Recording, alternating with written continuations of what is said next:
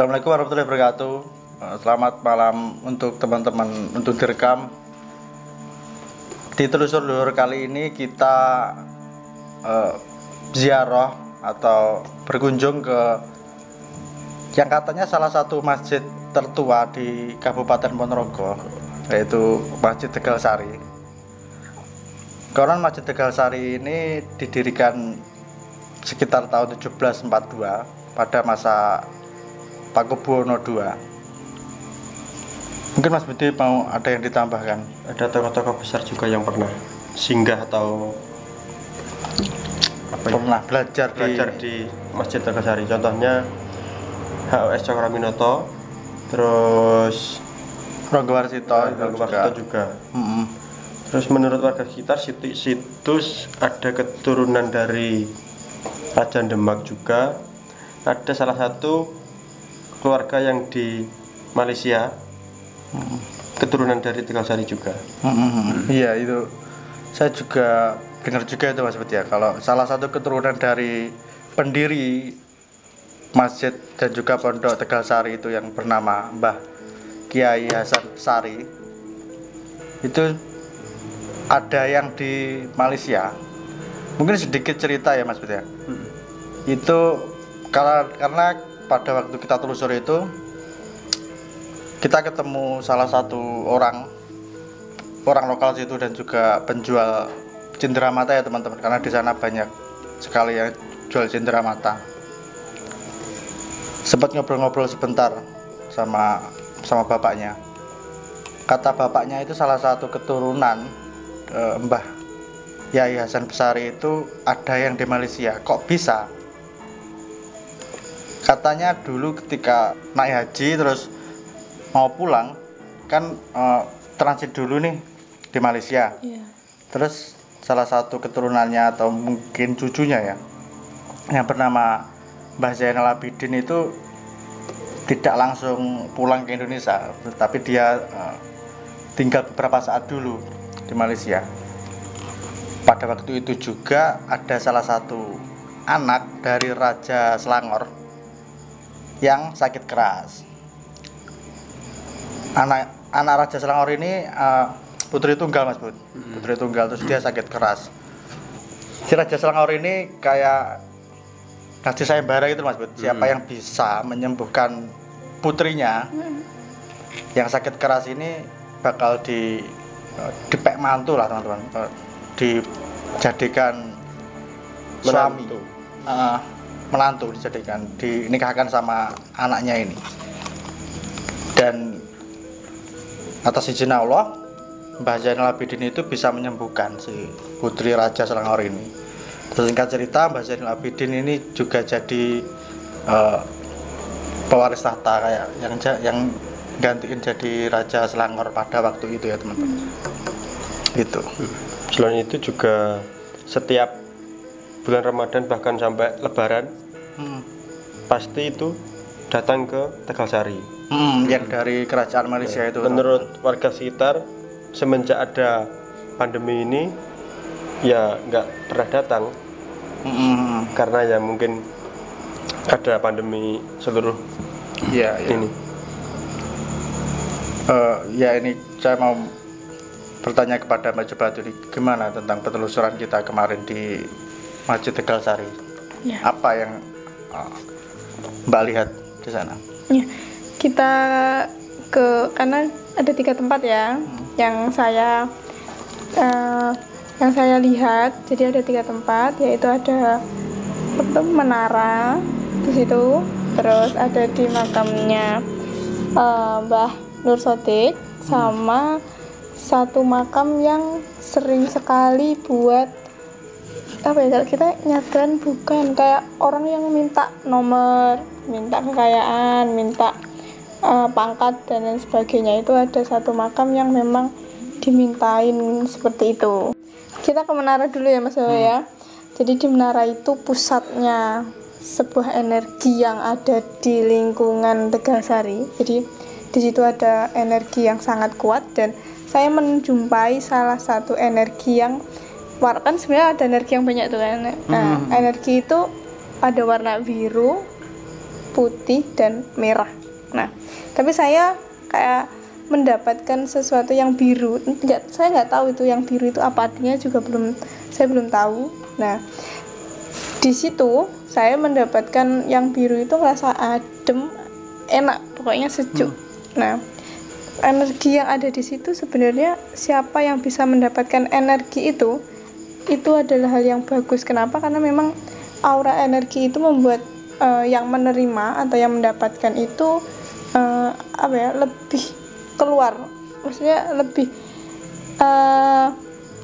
lebih terpancarkan auranya kalau seandainya punya niat yang bagus ya, maksudnya tujuannya satu ke situ, tujuannya bagus loh, dalam artian berdoa meminta pertolongan Allah untuk, karena semua kesulitan pasti kan kembalinya ke Tuhannya masing-masing kan. Nah di situ, nah ketika memang benar-benar dia akan mendapatkan energi itu dan membuat dia akan, oh saya mendapatkan jalan keluar yang seperti ini loh, tapi itu melalui, tetap dari Allah tapi melalui beberapa kayak perantara lah gitu ya, seperti itu. Nah di pusatnya, di tower ini saya juga melihat ada satu sosok yang yang menurut saya itu fenomenal, tapi saya nggak bisa melihat mukanya. Kenapa? Karena cuma sebadan tapi ke bawah, nggak sampai ke muka. Jadi itu pakaiannya gimana, Pak? Pakaiannya pakai sorban panjang warna putih gitu. Tapi itu seperti perawakannya seperti manusia normal pada seperti umumnya. Manusia normal. Enggak besar gitu kan? Enggak, normal. Tapi beliau yang ngerasa kan kalau seandainya manusia kan pasti ada bayang. Nah bayangannya ini warnanya putih, ya kayak asap, kayak asap gitu di belakangnya tuh. Nah dari situ saya ngerasain yang namanya sejuk, adem dan nyaman aja di situ. Ketambahan energi yang saya dapat, oh ya saya mendapatkan ini, dan ya banyak sekali yang ada di situ yang salah kaprah untuk ke Tegalsari juga ya. Salah niatan gitu. Salah niatan. Jadi kadang ada tuh kan, zaman saya dulu tuh SMA pengen segera lulus kan, ada tuh ujian nasional. Nah itu mereka berbondong-bondong menuju ke Tegalsari, katanya berdoa agar dilancarkan dalam ujiannya dan dimudahkan seandainya itu ya. Dan mereka itu salah kaprahnya di situ. Harusnya mereka itu berdoa kepada Allah atau kepada Tuhan, bukan meminta ke yang sudah meninggal. Kenapa? Yang sudah meninggal itu ditanyain malaikat saja udah bingung kan. Nah kok disuruh membantu si manusia ini untuk mendapatkan yang diinginkan si manusia.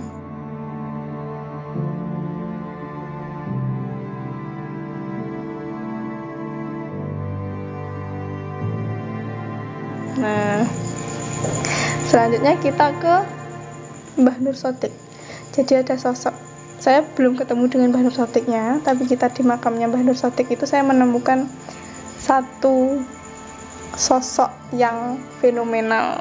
Kita sering menjumpai, dan itu berbentuk api, bola api. Banaspati. Benar, Banaspati. Itu jadi, di atasnya gitu. Iya, di sekelilingnya makam. Jadi kalau banyak berarti itu? Ya ada satu. Yang saya lihat cuma satu. Tapi ketika kita meminta sesuatu di situ, di tempatnya Mbah Nur Sotik, dengan kategori yang jahat atau yang buruk, itu ya kita harus hati-hati karena satu bisa diikutin, yang kedua ya tahu kan Banaspati bisa menyentuh manusia, konon katanya ini ya. Konon katanya, tapi saya selama ini saya hanya bisa melihat, tidak pernah, saya tidak mau disentuh itu. Kalau niatnya baik di tempatnya Mbah Nur Sotik, dia tidak cuma biasa cuma ngeliatin. Tapi ketika ada salah satu yang orang ini meminta sesuatu hal yang buruk, dalam artian entah itu nomor, entah itu jabatan dan lain sebagainya, ini akan mengikuti si orang ini sampai rumah. Itu kan sosok Banaspati itu apa berupa bola atau sosok berwujud manusia tapi badannya api gitu atau gimana? Ya, bola berbentuk bola dan itu kayak api, benar-benar api yang panas. Seperti itu. Sebenarnya biasanya itu Banaspati itu buat apa ya, perantara santet dan lain sebagainya, ya kan? Nah, Itu tapi ada matanya, ada hidungnya enggak? enggak, saya nggak bisa melihat itu ada mata atau hidungnya, nggak bisa melihat. Cuma saya bisa melihatnya itu bola dan ada apinya, seperti itu. Iya. Kenapa kok di tempat sepositif itu tapi kok ada Banaspati? Iya itu tadi, kenapa ada Banaspatinya, karena semua tergantung niatnya. Nah kalau seandainya dia mendapat, sebenarnya ada banyak spot yang baik di situ di Tegalsari untuk kita untuk memanjatkan doa.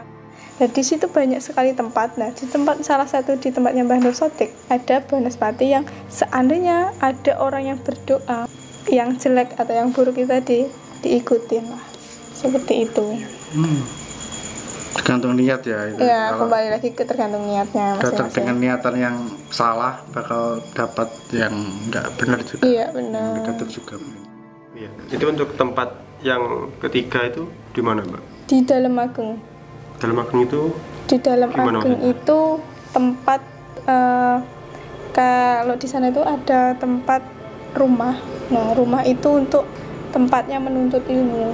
Jadi Ronggo Warsito itu berguru atau mencari ilmu di situ. Tempatnya di situ. oh yang di depan masjid persis itu. Iya, itu. Yang kayak bangunan joglo itu teman-teman. Iya, benar-benar. Oh iya, itu di sampingnya kan juga ada. Kalau orang Jawa bilang langgar.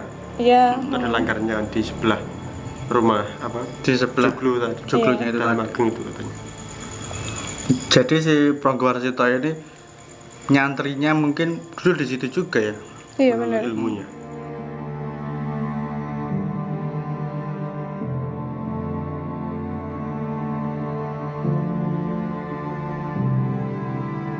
Menurut bapaknya yang kemarin kita telusur di situ, jadi di makamnya adiknya itu jika dibangun iup-iup atau atap, Atap. di atasnya itu pasti Terbakar. terbakar. Nah semenjak itu nggak pernah dikasih atap, ya cuma makam ya udah los gitu, nggak ada atapnya atau nggak ada, Tapi ada Cungkupnya. pagernya. Ada pagernya gitu. Ada.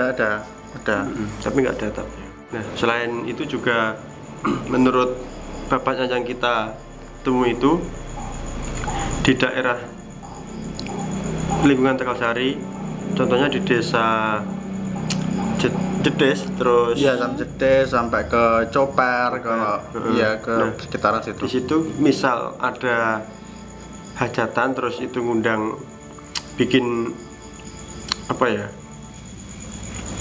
acara kayak Nikahan atau nikah, acara terus kalau apa. ngundang-ngundang, kalau zaman dulu kan ada tau kayak gambiongan, Iya, terus campur sari, sekarang campur sari, reokan itu nggak boleh, soalnya kalau acara seperti itu identik dengan maksiat.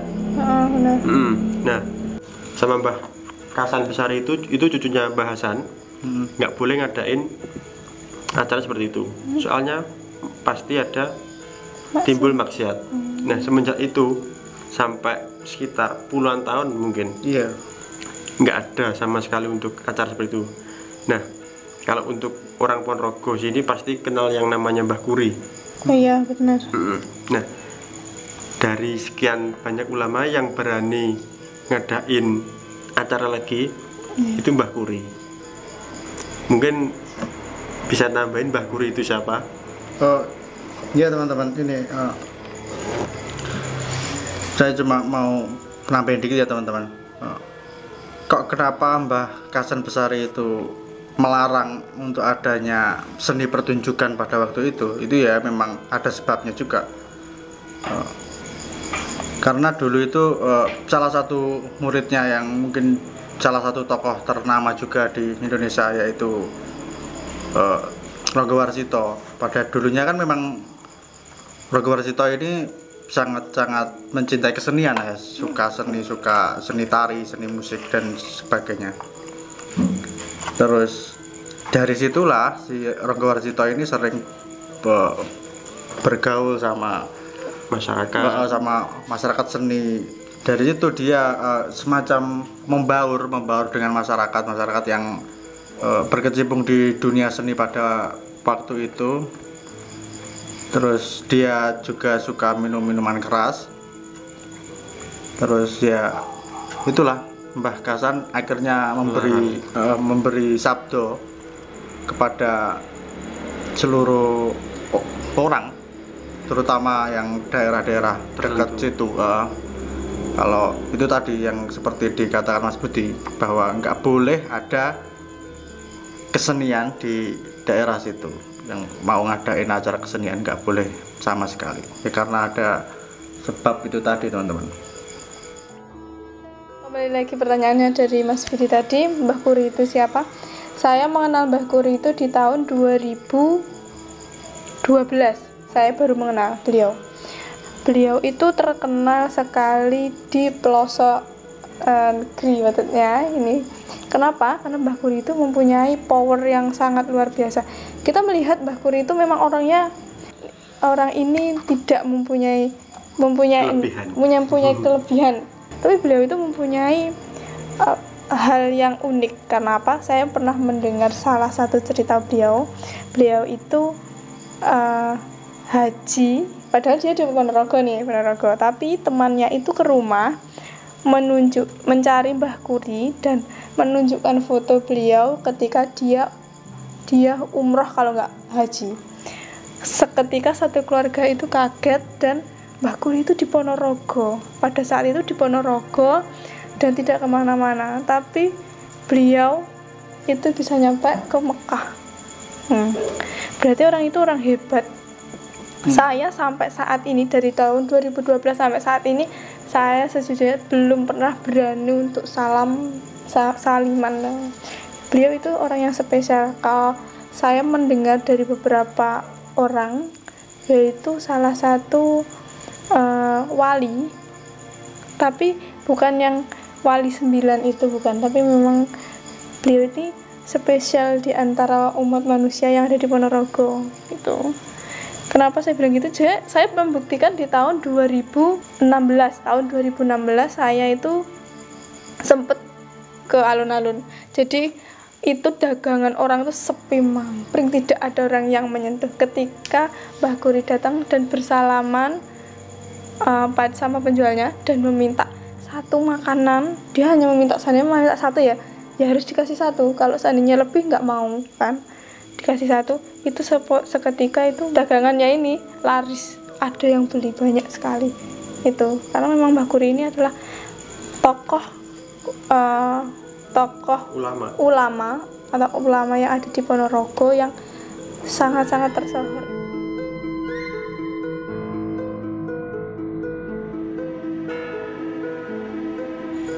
Ya mungkin ini memang telusur yang agak berbeda teman-teman dari telusur yang sebelumnya, karena spesial Ramadan pengen mengangkat salah satu kisah masjid dan juga pondok yang tertua juga di Ponorogo. Sekedar informasi buat teman-teman, kalau biasanya di bulan Ramadan ini di Tegalsari ini memang sangat-sangat ramai ya teman-teman, sangat ramai pengunjung. Malam-malam ganjil. Iya. Malam Lalitur Kodar atau malam-malam ganjil itu. Bahkan sampai dari luar kota ya Mas Bud. Pada waktu itu kita berkunjung ke situ, itu ada yang dari Malang, dari Bali juga ada teman-teman. Nah, bagi teman-teman yang mungkin pengen berkunjung atau penasaran pengen ziarah ke Tegalsari, saya sarankan pada waktu malam Jumat itu yang ramai ya teman-teman, karena di sana juga banyak pedagang jendera mata yang sangat-sangat menarik lah, juga banyak warung-warung kopinya juga teman-teman.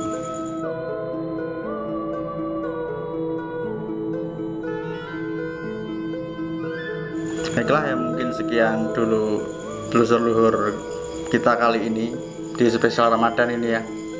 Jangan lupa dukung channel kami dengan cara like, komen, dan subscribe agar channel kami lebih berkembang. Dan sekedar mengingatkan saja buat teman-teman, jika punya cerita-cerita horor kisah-kisah horor bisa komen di bawah ataupun kirim di DM Instagram kami di @untung-terekam. Akhir kata, saya Wawa, Maju Batu dan juga Mas Budi undur diri. Maaf bila banyak salah kata. Assalamualaikum warahmatullahi wabarakatuh. Terima kasih teman-teman ya.